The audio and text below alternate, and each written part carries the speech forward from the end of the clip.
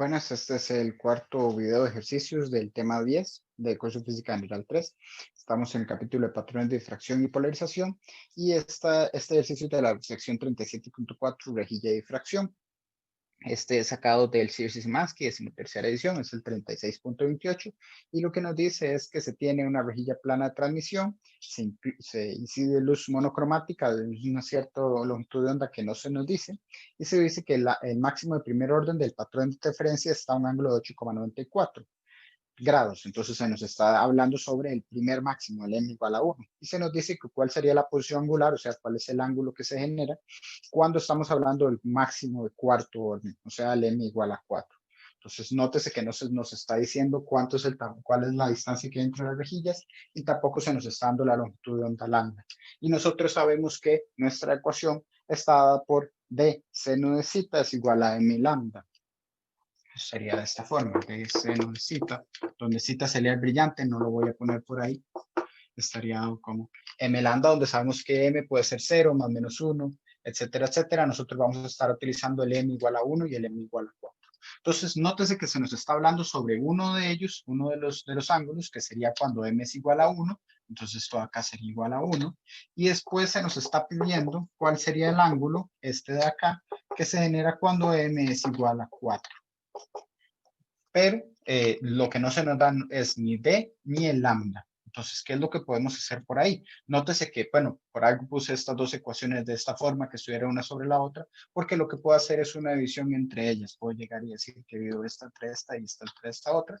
Entonces, lo que voy a obtener ahí es D seno de zeta 1, sabiendo que zeta 1 sí es un valor que tenemos.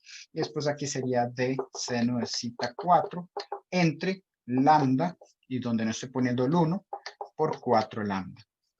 Donde nótese que D estaría arriba y abajo en la fracción, entonces se puede eliminar, y lambda también se puede eliminar de esta forma. Entonces nótese que yo no necesito lo que serían los valores ni de D ni de lambda para poder resolver el ejercicio, ya que nada más con hacer la división yo estoy cancelando los factores.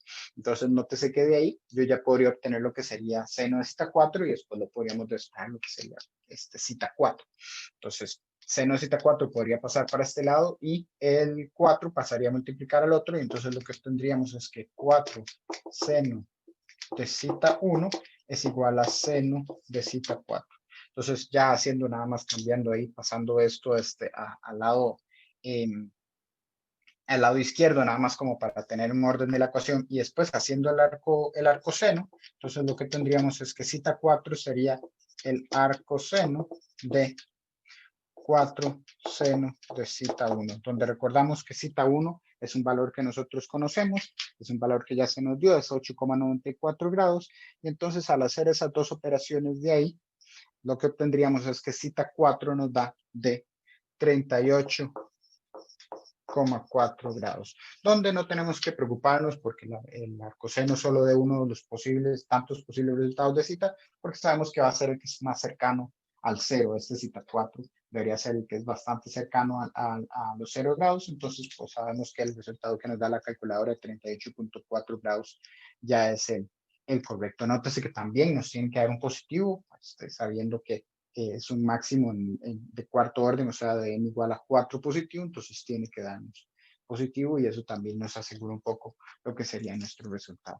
Entonces, nótese que este es bastante sencillo. Eso sí, tiene este truco de acá, que es saber que puedo hacer la proporción de estos dos, que puedo ponerlos a dividir para poder cancelarme la parte de los d y los lambda. Si no hiciera eso de ahí, si no hiciera la adición entre las dos ecuaciones, el problema que tendría es que en estos momentos tengo una, dos y tres incógnitas y solo dos ecuaciones ahí que conozco. Entonces, eso en la mayoría de los sistemas no se podría resolver, pero en un caso específico como este, hacer la división al cancelar dos de las variables al dividir, entonces me permite que con solo la ecuación que queda resultante me quede solo un incógnito. Entonces, este tipo de sistemas siempre hay que trabajarlos bien, notar que si se repiten variables a ambos lados de las ecuaciones y están separadas, o se trata nada más de dos monomios, entonces que yo sepa que al dividir, pues sí se cancelan y que no me va a quedar ahí como una función un poco más complicada. Entonces, sí, este era un ejemplo bastante interesante que quería que se notara. En la mayoría de los ejercicios de esta parte no se pueden complicar mucho, esto es como lo más que puede aparecer por ahí, debido a que eh, pues la fórmula es bastante sencilla. Tal vez sí es importante, en algunos casos, cuando se habla de la distancia de las rejillas, lo que se hace es que más bien se dice cuántas rejillas hay en una cierta distancia. Entonces, este D está dado por esa función. El hecho de decir, por ejemplo, que hay 1500 rejillas en un metro, entonces yo tengo que dividir un metro entre 1500 para saber cuántas son las rejillas que habría en esa parte. Algo por ese estilo que tal vez podría aparecer ahí en otros ejercicios y es a lo que deberían cuidarse ahí por sí fuera el caso de que saliera. Pero bien, eso sería el ejercicio que tenemos por acá. Ahí estaría el resultado. Estaríamos terminando entonces acá. Muchísimas gracias por su atención.